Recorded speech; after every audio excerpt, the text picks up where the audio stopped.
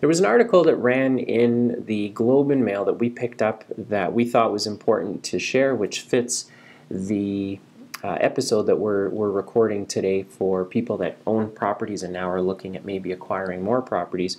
And the theme was not rushing to pay off your mortgage. And we thought there were some things to think about. There's been a trend developing where people appear to be more comfortable carrying debt into their retirement years. Article talks about some tax reasons for doing it, some cash flow reasons for doing it, and we thought we'd talk about what does this sort of idea mean for you if you own a home and currently have a mortgage. And one of the things that I always try to talk about, and again, I've been doing this for almost 20 years and have some very personal experiences with what happens when things don't work out, but one of the overlooked facts is that interest is a real cost. Many people think that today, because interest rates are so low that 2 or 3%, Dylan, what is that really? Well, the truth is that is real money that's going somewhere else, and it's not going to your benefit.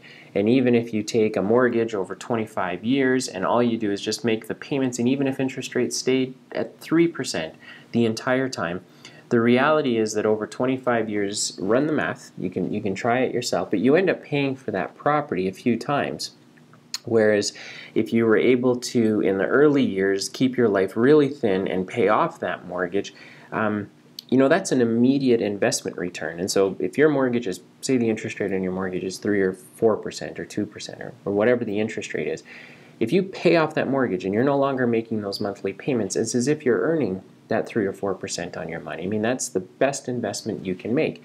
In fact, if you talk to debt experts, people who work with individuals that have racked up credit card debt and find themselves in financial duress, the best investment any of those people can make is paying off their credit cards, because all they're doing is just paying interest, and that money doesn't accrue to their benefit at all. It doesn't build their future value. It doesn't build their future portfolio. So that's something to think about that I think many people forget, is that interest is actually a real cost. There's a true cost there. Another thing to consider is that many real estate properties do not increase in value over and above interest rates. Now, what does that mean?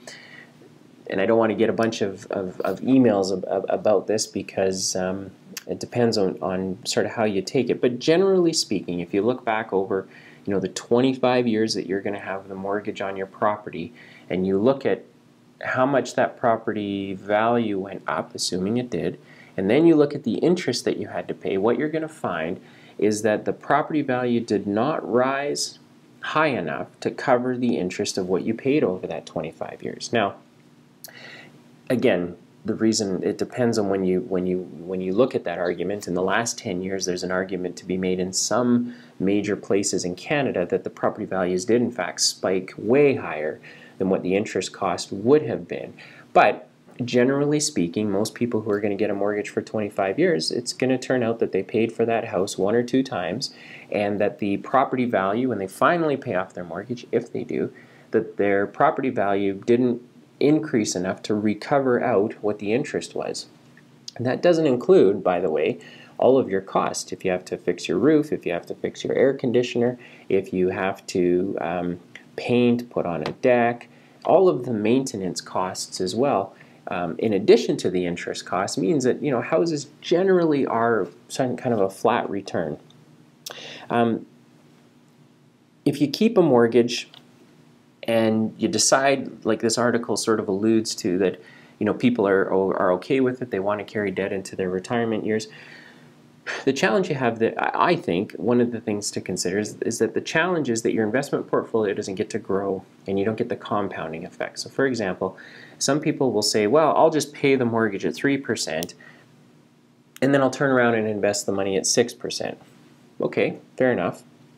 But many people don't have the ability to do that. Many people don't know where they can get a 6% or a 7% or a 10% return that makes carrying a mortgage for 25 years and refinancing for maybe another 10 or 15 years even worth it. So my thoughts on this are always, mortgages, like debt, are a tool to use for a period of time, but you need to have a plan. You have to know why you're getting the mortgage, how you intend on paying it back, and how you can maybe do that faster than you originally anticipated, so that One day you don't have a mortgage payment. One day every 15th and 30th or once a month or whatever your mortgage payment schedule is, you're not watching that money go out the door. In fact, you're watching that money go into your investment portfolio, you're watching it grow, and over a period of time it will compound faster than if you simply just let your mortgage run over 25 years, make the minimum payment.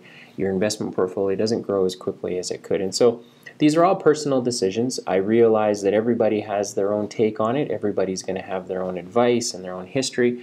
But generally speaking, my philosophy has always been, certainly for the last 20 years, pay it off as quickly as you can. Don't let a lender or a bank make more interest off of you than they absolutely should based on your situation. And sometimes that might mean renting so that you can save your cash. In other times that might mean getting a mortgage but having a plan for the next 5 or 10 years to live really, really lean so that we can make our principal repayments every year. And if you want to see what's involved in getting a mortgage, if you've watched this episode and maybe you don't have one now, or maybe you do and you're looking at purchasing investment properties or trying to grow your portfolio, we'd encourage you to go to emilynow.ca. It's an online platform that you can use at no cost. Simply punch in the mortgage amount that you're looking for, answer a few questions, and it's immediately going to show you, okay, well, based on the information that you've presented, here's the interest rates that you can expect. Here are the banks and lenders that will most likely approve you, and then if you make the decision to register for an account, we'd be happy to help you. And if you don't want our help, you can send your information directly to the bank through our platform as well.